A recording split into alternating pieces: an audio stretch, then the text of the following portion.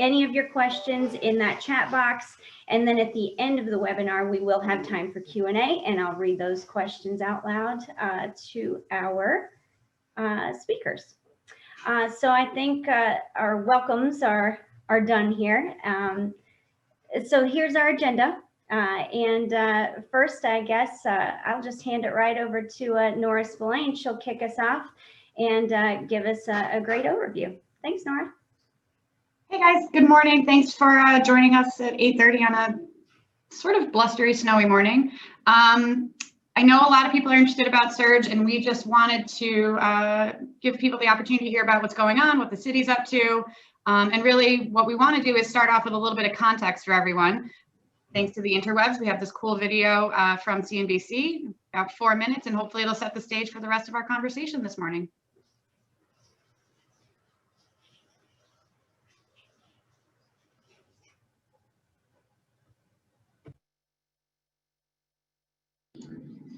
Nora, we can't hear it, or I can't hear it. Yep, I think Shannon, you have to be unmuted. Mountains that the world was first introduced There we go. to the fourth industrial revolution, and it's been a hot topic among academics, politicians, and business leaders ever since. But what exactly does it mean? The term fourth industrial revolution was coined by the founder of the World Economic Forum, a former professor named Klaus Schwab. Schwab wrote a book with that title to describe an era marked by a technological revolution that is blurring the lines between the physical, digital, and biological spheres. Let's break that down. Technologies like artificial intelligence, autonomous vehicles, or the Internet of Things are becoming ingrained in our day-to-day lives and even our bodies. Think of voice-activated virtual assistants, Face ID recognition, or healthcare sensors.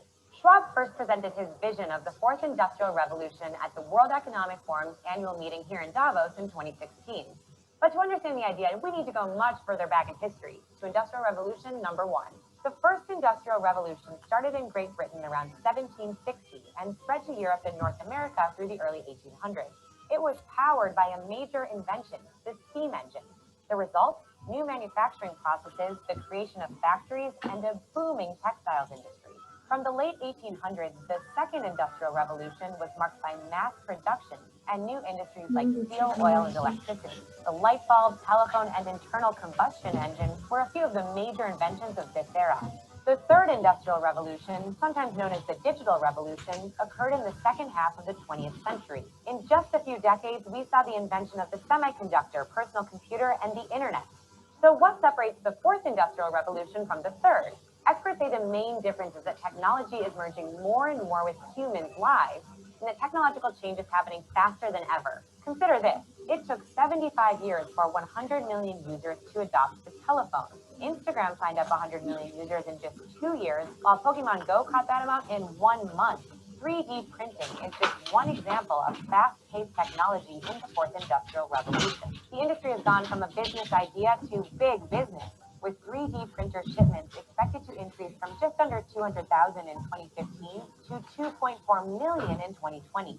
Today, you can have a hip replacement from a 3D printed bone or use a 3D printed bionic arm. Talk about blurring the line between humans and technology, right? This new era of technology is driving a lot of innovation. You can see in this chart the number of patents related to the fourth industrial revolution for things like 3D printing or AI has been climbing up and up since early 2000s. Organizations are embracing new technologies to make their businesses more efficient, similar to how they embraced the steam engine during the first industrial revolution. But some companies and governments are struggling to keep up with the fast pace of technological change. Research shows innovators, investors, and shareholders benefit the most from innovation. The risk is that the fourth industrial revolution is making inequality, which is already a big issue, even worse. One study found billionaires have driven almost 80% of the 40 main breakthrough innovations over the last 40 years. That's a problem when the richest 1% of households already own nearly half of the world's wealth. Experts warn we are in a winner-takes-all economy, where high-skilled workers are rewarded with high pay and the rest of workers are left out. Studies confirm technologies like AI will eliminate some jobs and create demand for new skills that many workers don't have. Privacy concerns are another issue as the fourth industrial revolution turns every company into a tech company. In Industries from food to retail to banking are going digital, and they're collecting a lot more data about their customers along the way. Users are starting to worry that companies know too much about their private digital lives. The World Economic Forum says a majority of leaders don't have confidence their organizations are ready for the changes associated with the fourth industrial revolution. With tech changing fast every day, it's time to catch up. Hey everyone, Elizabeth here. Okay, so why does that matter? Well, in 2018, City of Syracuse staff took a deep dive into community data and identified 5 key barriers to opportunity and found Syracuse was falling behind peer cities in upstate. Not great.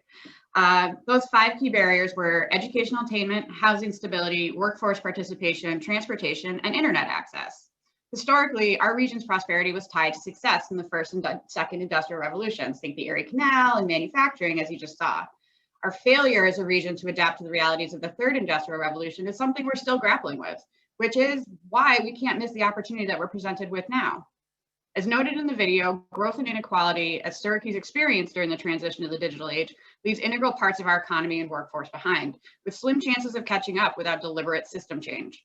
Just last week, the Fed chair was testifying in Congress and said that tech employment should be a key focus for long-term economic recovery and growth in the global economy. Right now, we have strong clusters in unmanned systems, advanced manufacturing, software development, and IoT, Internet of Things, which is my favorite phrase, sensing technologies. But regional success will require that groups that we're calling XBEs, minorities, women, veterans, and other disadvantaged populations, are a part of the fourth industrial revolution opportunity.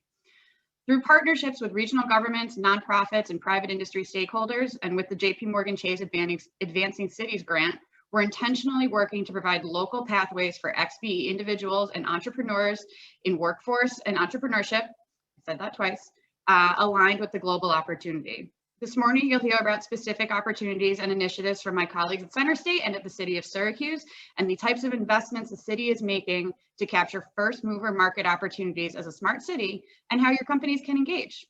So I'm going to hand it over to Caitlin Moriarty at the Tech Garden, and I took Jess's line. Good morning, everyone. Jessica, I apologize. So as Nora mentioned, I'm Caitlin Moriarty, Director of Operations at the Tech Garden. So for anybody unfamiliar with the Tech Garden, we are a business incubator. We opened in 2005, and we're located directly across from the Syracuse Marriott Hotel. It was created from the bones of a collapsed parking garage that sat vacant for about 10 years before we opened our doors downtown. Over the last 5 years or so, we've been highly focused on building our core competency to assist high growth potential technology companies, and we currently have about 108 startups in our membership. So what we do is we provide the programs, the resources, events, and ecosystem access that they need to help them achieve their venture goals.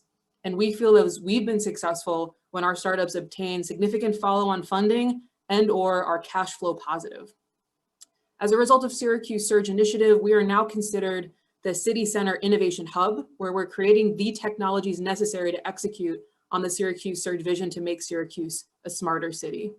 We're focused on attracting and serving and retaining, of course, companies that are leading innovation in big data, unmanned systems, Internet of Things, data to decision, and more like IoT, AI, and robotics. We average about 26 new members a year, and we are seeing higher and higher caliber of startups applying, which is very exciting for us. We're also excited about some of the other Syracuse Surge initiatives, like the Syracuse STEAM School, which will replace that former Central Tech High School, located just a block or so away from the Tech Garden, because that'll serve as a pipeline of young aspiring entrepreneurs right here in Syracuse to our membership. Programs like our Genius New York Accelerator are attracting startups globally, nationally, and locally who are staying in Central New York to build and scale their companies. And our Clean Tech Center seem to have attracted companies organically clustered around property technologies to create smarter buildings in particular. So what's really exciting is our entrepreneurs are leading the charge on how their technologies can create a smarter city and how we can leverage the public data from sensor infrastructure investments that the City of Syracuse has already made. So just briefly to highlight a couple of those members to illustrate, one example is True Weather Solutions. True Weather Solutions is a graduate of the Genius New York Accelerator. And what they do is they provide microweather data, analytics, and decision insights for drone pilots. And why is that important? So as we move closer to being a smart city, that can do, for example, medical or package delivery using drones, we will need to ensure that we have accurate and precise weather data for pilots and dispatchers to make good decisions so drones don't fall out of the sky, both ruining an expensive asset and potentially injuring people below. So imagine now that we can leverage data from those sensors on each of the 18,000 streetlights that we've invested in to better understand weather specific to where drones are flying lower in the atmosphere, where typical weather data does not track well. Another example, I think I saw Resilience was supposed to be here, another Genius New York graduate who is building software to monitor the health and integrity of automated systems. So what their software does, they can detect, isolate, and analyze faults within a complex system of systems. Now, the easiest way I have found to explain what they do is to imagine an old school string of Christmas lights, the kind where if one bulb is broken, the whole string doesn't work for you. So using that example of the 18,000 smart streetlights as an example, imagine each streetlight was one bulb, and if one streetlight went down, it would bring the whole system down, and we wouldn't know which of those lights was causing the problem. So using software like Resilience, instead of having to check each of the 18,000 lights individually, we could detect which one was the bad bulb and fix it to bring the whole system back online faster. Now, imagine how important that would be for a system of IoT devices to make sure that one bad bulb doesn't bring the whole system down, or even worse, prevent a cascade in a system of systems where one system failure could lead to another. A couple more, density and IoT Right are two others in our that are focusing on creating smarter buildings. So IoT Right is creating a platform designed to integrate building systems like HVAC and air purification monitoring to aggregate actionable data for facility managers and building owners so they can make better decisions. Density, who I'm sure you might have heard of after a significant investment raise this year, has both a hardware component, creating sensors that anonymously count people and monitor space usage, that feeds into their software solution to analyze trends and empower their customers to adapt their space needs. So thinking about as a result of COVID-19, I don't need to tell you how important it will be to make data-driven decisions regarding the future of spaces where we all work and play. So we're building the technology right here in Syracuse to arm employers, building owners and managers, and others to make better decisions, to have the ability to create smarter and safer physical environments when we do get to gather in person once again. The Tech Garden also serves as a proud testbed for many of these technologies, as we have density sensors installed in our building as well.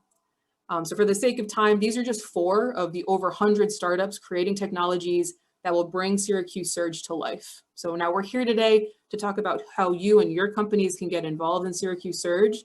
And from a Tech Garden perspective, the easiest and most obvious is if you are a startup, we would love to encourage you to apply for the Tech Garden membership, which you can do through our website at thetechgarden.com. Or if you're a larger company and you do corporate spinouts, we would also love to encourage you to consider the Tech Garden to offer the programs, resources, and events for that spinout startup to succeed. In addition to members, we also work with a wonderful network of partners who assist us in our efforts to attract, serve, and retain startups here in Central New York. So our resource partners are preferred service providers that offer the services startups need, and they typically also offer incentives empathetic to startups like discounts and flexible payment schedules. We also have investor partners who are angel investors and venture capitalists who are interested in using the Tech Garden as a pipeline for future investments. And of course, if you're just an individual with relevant expertise, you can serve as a subject matter expert to be a speaker or a mentor to our startups as well. So if you or your company would be interested in engaging with us in any of the ways that I've described, please don't hesitate to reach out. And just to echo, thank you for being here today. Excellent. Thank you so very much, Caitlin. So now I'm back on duty. I am unmuted and back to moderating.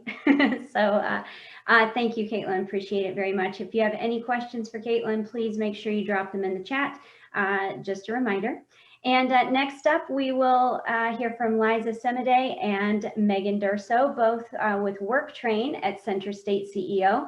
And without further ado, please take it away. Megan, I'm going to kick it off to you to introduce our favorite video that we like to play for everyone. All right, wonderful.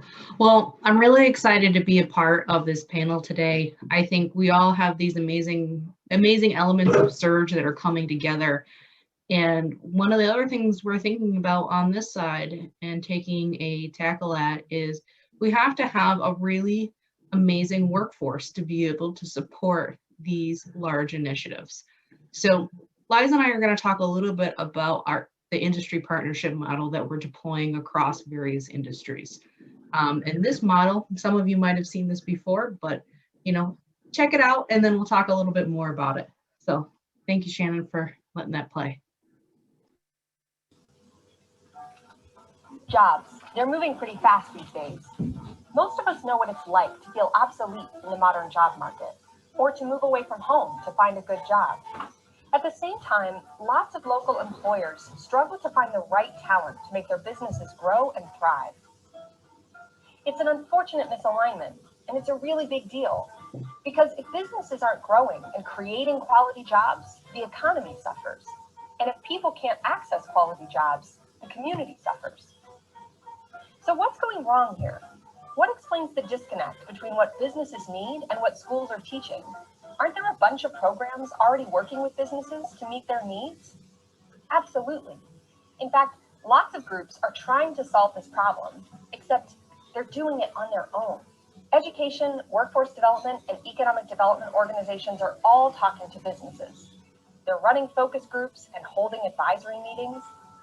What happens is that some employers are over-solicited, asked to participate in lots of different meetings and boards, while others are ignored entirely. Business leaders get burned out, industry involvement is low, and survey samples are skewed. To make matters worse, conversations with business are often organized around narrow topics like, what are your entry-level training needs? The result is that we often miss out on the bigger opportunities and needs that are shaping the industry for tomorrow, which just so happen to be the topics that business leaders are most interested in talking about. So what if we were able to flip things around a little bit? What if instead of the public sector pushing their programs and services on businesses, what if we could mobilize a whole industry to team up and engage with public partners to pull what they need from us, building the talent and skills of our local workforce while growing businesses and strengthening the sector? It's called a next generation sector partnership, and it can transform your region's economy. Next gen sector partnerships are different than traditional sector partnerships in 3 key ways. 1, industry is at the center. Instead of organizing conversations with businesses around programs or grants, business leaders define and champion their own agenda and stay invested as a result. Industry at the center means that literally only businesses are given a seat at the center table. Public partners sit around the outside of the room in listen-only mode. Does that mean they're passive? Not at all. It means they give the floor to industry to design their own agenda, and they're poised for collective action as a result. It also means that businesses personally champion priorities. This is important. Next-gen partnerships don't advance initiatives unless there are business champions committed to them. 2, they tackle more than just workforce needs. In any growing industry, workforce is likely to be a top priority, but other things matter too, like infrastructure needs, supply chain issues, or access to capital. Next-gen sector partnerships tackle all of the above. Anything business leaders agree is important is a priority of a next-gen partnership. 3, community support. Next-gen sector partnerships are a team effort. Education, workforce, and economic development partners work together to respond to industry needs. It's not about a special initiative or new program. It's a way of working better together. Next-gen sector partnerships work. Across the country, they're having a real impact. Metropolitan and rural areas have made timely changes to education programs at the right scale for the labor market. People are getting good jobs and keeping them. Meanwhile, businesses can hire the talent they need to grow, and they're generating new ideas, new markets, and new product lines because they're better connected with their peers. This boils down to stronger businesses and more people with better jobs. And that's what matters most in making our communities thrive. Is your region ready for something different? Visit nextgensectorpartnerships.com.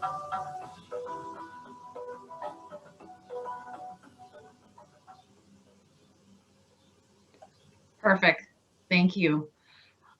So really exciting group of different strategies and things like that that have moved along on that side. So Center State has a next generation sector partnership so far in healthcare, advanced manufacturing, and construction. So all continuing to develop workforce and other solutions at a high level with business at the center of the table. So we have more information on that if you need some additional, if you aren't yet part of a partnership and are interested in being part of one, we can we'll share some information at the end of it. We'll start next by letting Liza talk about the tech partnership and some of the amazing work that she has already done with that. Hi, everyone. I'm Liza Semile. It's early. Give me some reactions that you're here. Down in the reaction button, some thumbs up. If you like that video that you just saw, or you're just present, give me a reaction. Thank you, Megan, for that overview of the video. So I just want to reiterate, we have 4 industry partnerships. We have healthcare, construction, advanced manufacturing, and then we have tech that is kind of focused on software as opposed to manufacturing products. So I got my job. I was in the healthcare industry doing the same thing that I'm doing now, right when COVID hit. So luckily, everyone was adaptable and adapted to Zoom, and our first industry partnership was in July. And since then, we've met 3 times. And our goal of this table is that we understand that one organization can solve all the barriers and challenges that we have here in Syracuse. And we understand that in order to move this economy forward, we need to diversify the tech industry. So we have over 25 and 30 employers at this tech table right now, talking about different challenges and opportunities, while at the same time, we have our Syracuse Surge Workforce Task Force, which comprises of what you saw on the video, Lemoyne College, the Syracuse School District, SUNY EOC, Mercy Works, On Point for College, Say Yes to Education, and others, listening into what the challenges are that businesses are going through as far as training, attracting, retaining, and advancing the workforce. And another thing that I want to point out was, Caitlin, you mentioned True Weather. They're a startup, they're at the Tech Garden. They're also at my tech industry partnership because they understand the value of building that diverse workforce while at the same time growing their business. So I just wanted to point that out and give a shout out to Don for showing up to those meetings. And then I want to briefly talk about some of the strategies that we're talking about at the table. One of them is apprenticeships into software development. It's something we're currently in research. We understand that we and employers understand that people don't necessarily need to go to school and get a master's in order to start a career in software. So we are working on that and researching that, and we'll have a model out to employers later on in the year. We understand that our community are at different levels in order to enter a tech career. So we have piloted a customer service training class, which is a great way to get your foot in the door and understand computers, laptops, different softwares that you have to use, especially now during COVID. All jobs have become some sort of tech. So we have piloted that. We have a group of customer service employers that are helping us with that. And so far, so good. We are going to make some adjustments and add some on-the-job training to that training.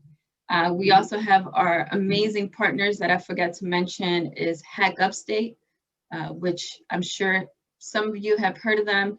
They run a careers in code boot camp that's 24 weeks long. And it is a great way to get your foot in the door with software development. And they're actually launching their second cohort next week or in 2 weeks. So we're very excited for that. So if you're looking for software developers, please reach out to them. You can reach out to me. I can connect you to them. They'll be graduating in 24 weeks and ready for an internship or an entry-level position at jobs. In attraction, I also want to talk about our tech and culture network that we're building. So it's a network of young professionals. I have a 6-year-old. This is real life Zoom bombing right now. That just finished class, so he's coming over here to check on me. Okay, I will help you later. I'm in a meeting. So Tech and Culture is a network of young professionals that we want to build that network to share opportunities in the tech sector, while at the same time mentoring, advancement, and all that good stuff. And then I am not well versed in this, but the Good Life CNY platform, raise your hand if you heard of it. It's kind of hard to see people. Yep, got one hand. Everyone else is off camera. Please come off camera if you can. We'd love to see your face. It is a great platform to highlight all the great things about Central New York and get people to move here. It's a great place to live, buy a house, raise kids, have a good job. So in that website, we have a job board where we highlight all the employment opportunities. And in that, we are working with employers to really develop that out and attract even more diverse professionals from outside of the area. So really excited for that. And then I also want to point out something from the video that every time I watch it, I just get something new from it, is the idea that we don't only talk about workforce, right? We talk about other things like transportation. We understand that in order for people to get to a job, they need reliable transportation. Other things we're talking about, childcare. That is real. I have a 6-year-old. You just saw him right now interrupting me in the meeting. I can't even imagine people that have to go in and where can they take their kids? And also housing is another topic that we've talked about at the tech table. So overall, I just want to wrap it up that it is a table that everyone comes together and just thinks and talks and strategizes and brainstorms about some of the challenges and opportunities that we have here in Syracuse, with the whole goal of racial equity and building equitable pathways for different communities to enter the tech career, because it is a very lucrative career for people to get into. And as you saw in the videos, that's where we're going now in the 21st century. It's all techie, scary, but good. And if you have any questions, I would love for you to reach out to me. I'll drop my email in the chat. I will also love to invite you to our tech table so you can get a feel of what it's like. We can do some one-on-one so we can understand the challenges that you're facing, or if you have a crazy idea, I would love to hear it. I come from a startup where all ideas are amazing and we talk about them. So please, I'll drop my email and you can definitely reach out to me when you can. And if you have any questions, drop them in the chat or we can talk at a later time, because I don't know how I did on time. Jess, I'm looking at you. I think we're doing pretty well. Really appreciate it, Liza. Thank you. And Megan, thank you very much. We do have a couple of questions coming through, so that's fantastic. We'll get to those at the end. So Liza did put her, Liza and Megan both put their email addresses in the chat. We will also have a slide at the end with everyone's contact information. So you'll have another opportunity to grab that, their contact information there as well. Jess, I don't want to interrupt you, and I'm sorry, but I do want to kick it off to Megan. Megan, if you did want to, you manage three industries. Maybe you can highlight a little bit of the advanced manufacturing really quick, if you'd like. We don't want to forget about that. Oh yeah, sure. Sorry about that. So Sorry, Jess. Excited on that side. There's a lot going on in a couple different elements, and what I can do is just share a little bit about the advanced manufacturing partnership. So one thing that's come up with our advanced manufacturers is the ability for folks to do electrical maintenance. That's been a really big key part, and as things have continued, for our manufacturers and our non-manufacturers in the room, machines are now connected to the internet. everything has a diagnosis, everything has so many different elements that are running into programs of all elements. So really exciting in that part as that kind of career continues to develop, especially in Syracuse when we have such a wide range of connectivity with our manufacturing processes. Some of our processes are 100% online, and some of them are 100% still rocking old school machinery. And both of them require such a wide range of talent. So something that's really exciting is we're continuing to work on the availability and just affinity for electrical maintenance programs that are going on. You know, we've partnered with OCC and BOCES and different elements, finding instructors, looking at different kind of expanding, like how can we make this into an apprenticeship that's faster? So that's just one example of kind of like a partnership and element that's coming out of these tables, is talking a lot about these really wide system problems that nobody can solve. But, you know, if anybody's tried to go get a maintenance manager with some kind of electrical focus on Indeed or ZipRecruiter or anything like that, you won't find them. And that's something that we're working as a whole, as an advanced manufacturing industry, to keep changing. So this is a good example of the manufacturing partnership on one of the programs that we're working on. But, you know, wanted to share that, and, you know, everyone connect on LinkedIn or wherever else, you know, happy to inform and share anything else that's going on. Lovely. Thank you. Thank you. Thank you. Very, very great updates. Appreciate it. So again, information there in the chat. And also we will have the slide at the end with everyone's contact information. So I think we are ready to move to our last speaker of the day, last but certainly not least, Jennifer Tift from the City of Syracuse, to give us some updates and some information there. And take it away. Yeah, thanks so much. Can everyone hear me? Using a new headset. Okay, great. As Jessica said, my name is Jen Tift, and I'm the Deputy Commissioner at the Department of Neighborhood and Business Development with the City of Syracuse. I'm really pleased to be here this morning, a part of such a wonderful panel of very impressive women, which is sort of a unique thing, actually, as a tech-focused talk, to have an all-female panel. So that's just a quick observation at the start. But you know, I think that the video that started it off, I honestly, when I put these slides together, wasn't sure we were going to be doing that.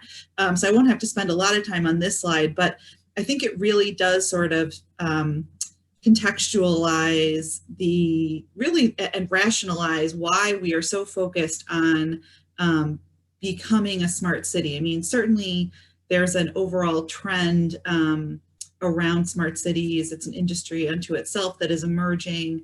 And of course, as a municipality, we want to be a smarter city and operate more effectively and efficiently. But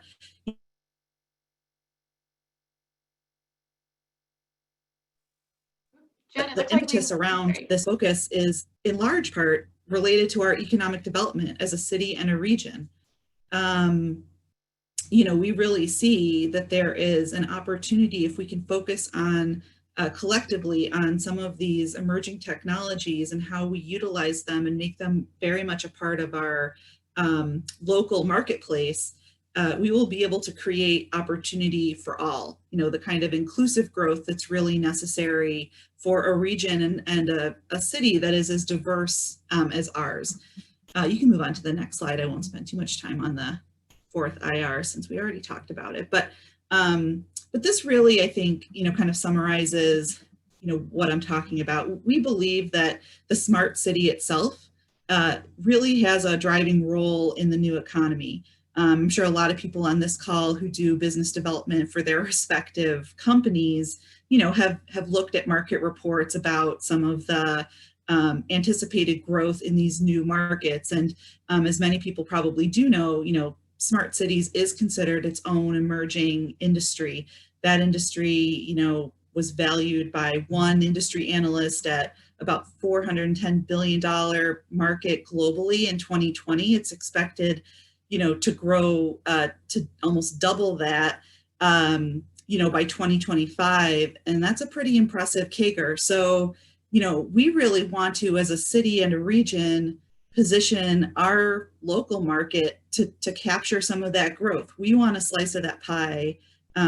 We want that for, obviously for our regional economy, our local economy, for all the people who live here, for their personal household economies. But we want that for all of you as employers here, to be able to take advantage of the type of growth and profitability that comes from leveraging these technologies in this market. So on the right-hand side of the slide, these are really the three ways that the city is itself trying to both, I think, generate more local market needs, but also create some of the infrastructure that's really necessary to really help grow and sustain some of these technologies. So the roles that the city can directly play versus some of our partners who we look to, like Center State and others, to help with other aspects of our surge strategy. The city can directly help to create connectivity and data infrastructure for the city.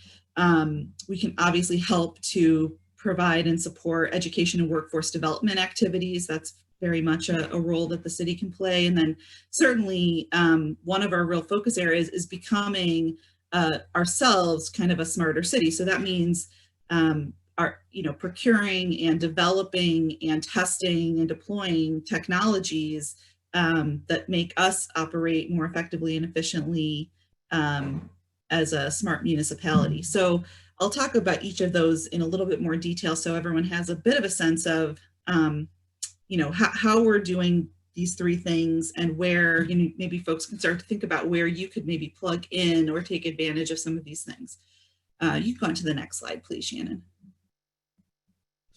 Okay, so around connectivity and data infrastructure, we're really making some key investments in digital infrastructure to not only create more connectivity for residents in the city and businesses in the city, but to also create some of the infrastructure that's needed to really share and process the kinds of big data that are very much underlying the fourth industrial revolution.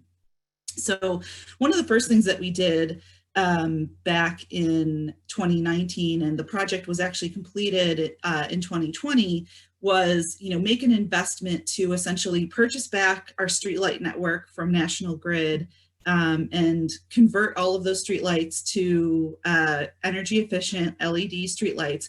But more importantly, those streetlights are all connected through an interconnected network, which enables us to not only have real-time information about how the lights themselves are performing, but it also enables us to plug in other sensors and devices on top of that network and use that network to transmit data from those devices as well. So so in 2020, as I said, we did complete kind of the conversion of the lights themselves. We stood up the connected network. In 2021, we'll be really starting to focus on sensor deployment, some of which do sit on that network, and I'll talk about that a little bit on the next slide. We're looking to create basically assets for data transmission and storage. As a city ourselves, we're making investments in our own data warehousing capabilities, and we're also entering partnerships, which I think we obviously want to leverage, but I think we can also look to bring in third-party partners, especially startups and other companies, to maybe work on projects together and utilize some of those partnerships. One of those partnerships, and I think this is related to one of the questions in the chat, is with Microsoft and Syracuse University. And so, through our data sharing agreement with Syracuse University and our digital alliance with the university and Microsoft, we can actually take advantage of some of the resources, both the student resources as well as the professional resources at Microsoft, to actually help test some of this technology, do really cool analytics with it, stuff that the city itself doesn't really have its own workforce to support. So we can extend our capabilities by leveraging those capabilities of our partners. And we can make some of those capabilities, I think, available to other third parties that want to co-develop and co-test technology with us. And then, of course, we're doing things like working with private telecommunications firms to bring more broadband networks to our area. We've got right now agreements in place with both Verizon Wireless and AT&T. I think we're very open, which is frankly not the case of other municipalities, but we're very open to making those 5G commercial networks available here. And then, one of the very exciting things that, we're looking forward to kicking off this year is a partnership with a nonprofit organization called US Ignite, which really works with municipalities and communities around the country to develop and implement broadband strategies and other smart city deployment strategies. This is one of the things that we really think will help us to come up with solutions that get at our digital divide challenges. So we know we have a big digital divide in Syracuse. That means a lot of our households don't have reliable access to high-speed internet or don't have access to the devices that can use it, even if they did have access. And so this is one of the partnerships that we're kicking off to really come up with some solutions to really better address that problem. And that might mean, that we'll come up with strategies to, put more fiber into different parts of the city, for example, or to add more wireless options, to address that in different parts of the city. And I'm sure there might be some companies on this call or Zoom that want to maybe help us implement some of those strategies. So that's kind of what we've been focused on from a connectivity and infrastructure perspective. We can move on to the next slide, Shannon. Thanks. Okay, so then, the other area that I talked about was, sort of our municipal smart applications. And again, this is really where, we're really open and excited about, having conversations with many of you and your companies about ways that you can get engaged in some of this. We do have a couple things in flight right now, but we're constantly evaluating options and looking at new pilots and things that we could do to become a smarter city and partner more effectively with the private sector to do some cool stuff with technology. So, we have a grant through the New York Power Authority that is actually enabling us to deploy a number of sensor pilots this year. We were actually named New York's flagship smart city a year and a half ago or so. And so we're really excited about our partnership with NYPA. And I'll share a couple examples of some of the types of pilots we're looking to deploy. But in addition, we've got some really cool pilots that we're about to launch in collaboration, one with SU, one with New Air, which I think is really important because we really, for us in Syracuse and in our region, given our differentiation in unmanned aerial systems and the strength of that cluster, we really see a lot of cool opportunity at the intersection of IoT, smart tech, and drones. And we really want to try to leverage those capabilities. And so we're super excited to launch a pilot in collaboration with New Air. That pilot will actually be measuring algae blooms in Skaneateles Lake, which a lot of people here know is a problem most summers in recent years. And so, some of the other things we're doing and piloting in 2021 include things like, sensors to measure flooding conditions, both at the creek as well as on some of our city streets. We're also measuring air quality, not yet from a pollutant perspective, but really moisture and humidity levels in the air so that we can better predict when there might be a weather event that could lead to dangerous road conditions. And then a really cool pilot, actually two of them focused on vacant structures in the city. and being able to use sensors to monitor when there's an issue at one of those vacant structures so that we can hopefully deploy someone to go check that out before it becomes a really dangerous situation. So those are some of the things that we've got, kind of already in the pipeline. Those are related to sensors and pilots we'll be launching in the next 2 to 3 months. And then we're looking to stand up, kind of a municipal command center really around all of these different things. So as we think about it over time, we'll be bringing on, a whole array of different sensors, devices, eventually love to get into how do we incorporate AI and machine learning and more robotics, certainly unmanned systems, whether they're air-based or, whether they're ground-based autonomous vehicles. And so you kind of need to have a municipal command center around that really is thinking through, how are you dealing with just such large quantities of data coming in, and do the analytics around it and incorporate that into our day-to-day operations as a city. So those are all things that, we're kind of starting to do some work around. Certainly would welcome, the thoughts and the support and partnership from as many folks as possible to, to work on some of this stuff together. All right, you can move on to the next slide. Trying to talk very fast so we can get to questions. And this is the kind of the last slide. So, I think it's been mentioned a couple times or hinted at a couple times on this call, some of the stuff that we're doing from a workforce development perspective. And I think the STEAM school was referenced earlier, maybe by Caitlin. So the third area that the city really has a direct role in is around education and workforce development and enablement. And so one of our signature initiatives that's a part of the Surge is the development of a state-of-the-art science, technology, engineering, arts, and math high school. This will actually be constructed at the site of the former Central Tech High School, which is a beautiful building, the top picture there.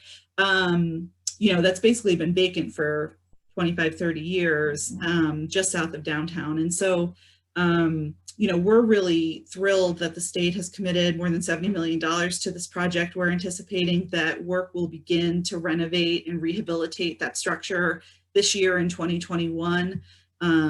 This will be a school that will be managed by the Syracuse City School District. So it will be a part of the public school district in Syracuse, but it will admit up to 40% of its students from the area suburban school districts. So it's a really unique model, truly the first of its kind in New York State. We had to get special legislation passed to even make it happen, that I think will really start to blend and create, a very diverse learning opportunity for the students, but also, for all of you, hopefully importantly, will create a pipeline for talent, some of whom you can hire maybe right out of high school, because there will be some really intense certification programs and things like that those students have access to while they're still in high school. And others of those students will obviously go on, to 2-year, 4-year, other types of opportunities, but we'll hopefully decide to stay in Syracuse because of all the work we're collectively doing to create a thriving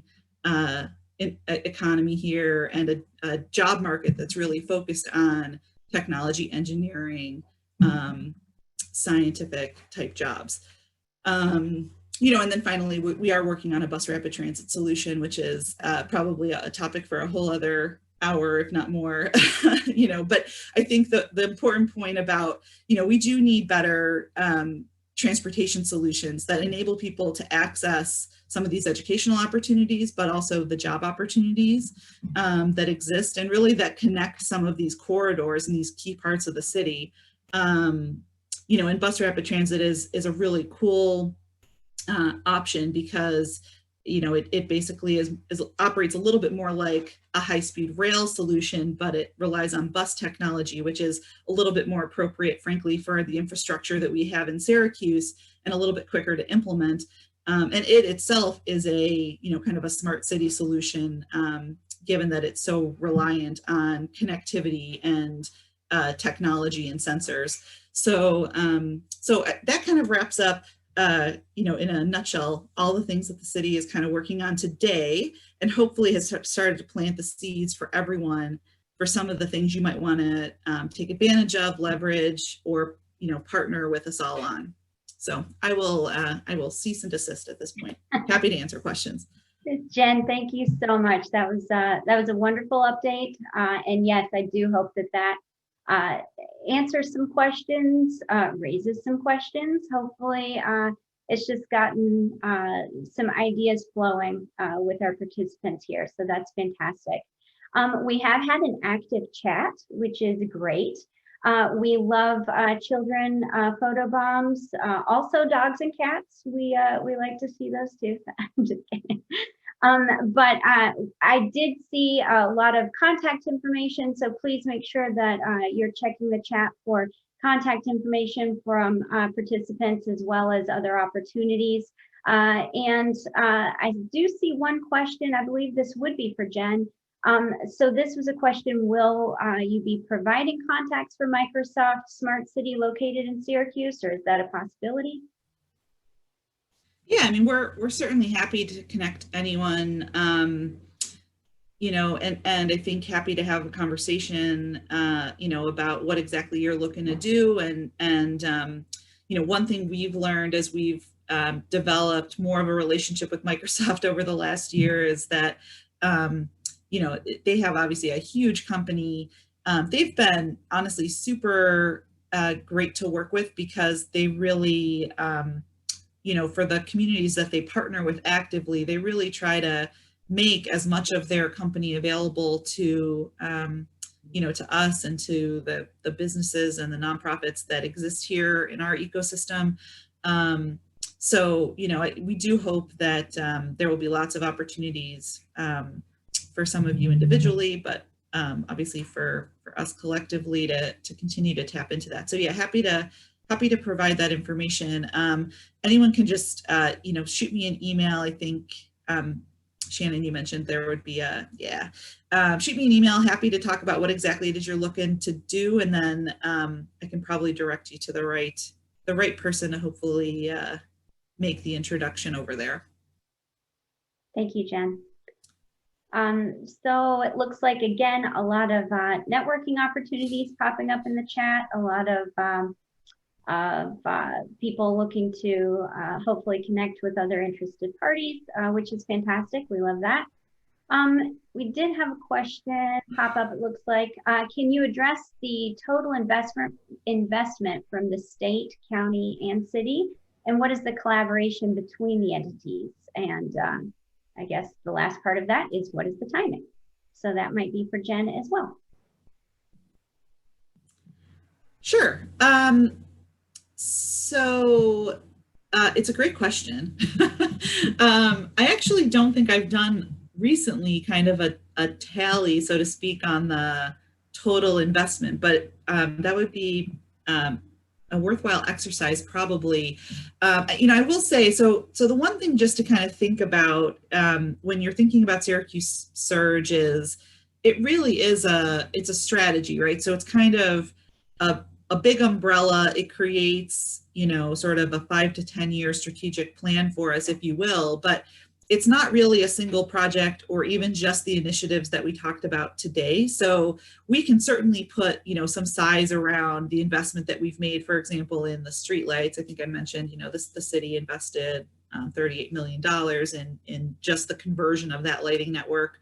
Or the STEAM school, you know, the state obviously committed, I think 72 and some change million in the STEAM school. So we can kind of go through each of the initiatives that's already launched and put, you know, some numbers around it. But, you know, we're kind of, you know, continuously looking for, thinking of, and frankly, responding to new grant opportunities as well. So, you know, I mentioned, you know, we got a $200,000 grant through Empire State Development, which I think everyone here knows is the state's economic development arm, because they've really become interested in smart cities for frankly all the reasons we've talked about here today.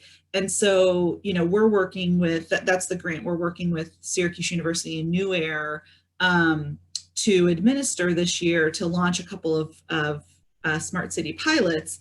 So those opportunities kind of are commonly emerging, or really more frequently emerging. So, I suspect, frankly, the investment, quote unquote, in those numbers, they change and it will continue to grow over time. Because this isn't just an initiative that's like one and done. It's not going to be done this year. It's not going to be done next year. It really sets the, kind of a framework for us and creates a collective strategy that we're going to work toward. And like I said, it's probably more like a 5 to 10 year strategy, frankly. But there's obviously quite a lot of opportunity. One of the bigger projects, frankly, that I think we'll hopefully see a lot more investment around will be the bus rapid transit system, which again fits very directly into everything we're talking about. And those projects tend to be pretty big ticket projects, which will have federal, state, and local resources flowing into our city and our region. So I'm sorry, that was a little bit of a non-answer, but but I think it kind of gets at the question, both from a investment perspective, but also from a timing perspective. Thank you, Jen. And if anyone is unfamiliar with New Air and what that means, Nora did drop that in the chat, so you can visit newair.org to get some more information on New Air and the unmanned aerial systems industry and how they kind of connect there. So let's see, we are at time. And I hate to keep people afterwards. So if you do have time to stick around, we can answer a few more questions possibly. But if not, thank you very much. We appreciate it. All of the information, contact information is right here on this last slide. The Advancing Cities Grant, JP Morgan Chase, would like to really thank them for that and making a lot of this possible. I mean, it's really fantastic. So I hope that this got some great questions going and ways to get involved. Thank you all very much for participating. I see some more things coming up in the chat there. And again, any other questions, you're welcome to email anyone on this list, and also support@centerstateceo.com. That's another way to get some questions through to, and we can direct you to the appropriate party. So again, thank you all so much for participating. We appreciate it, and have a great day.